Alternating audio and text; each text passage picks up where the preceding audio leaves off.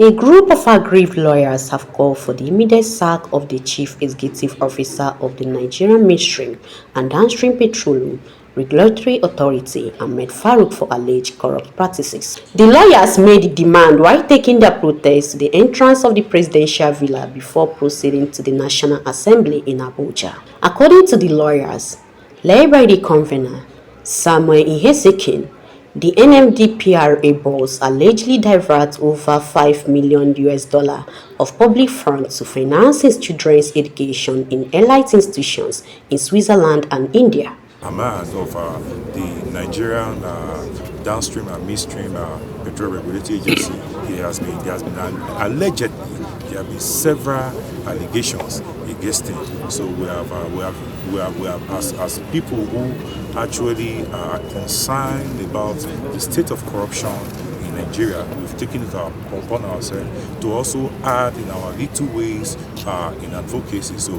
he should be investigated. He should be suspended to allow for independent investigation into these allegations. And if he's been found wanting or he's been indicted, we are calling for his immediate sack. The group also called on relevant security agencies to collaborate with its international partners to ensure that the embattled NMDPRA Chief Executive Officer is brought to book. Monumental disturbance that it calls for an independent and discreet investigation. The civil society, they've been clamoring, they've been advocating, they've been protesting. I think it's hard time the security agencies to look inward into their crimes. They, however, call for the immediate freezing of his local offshore assets. CNN News.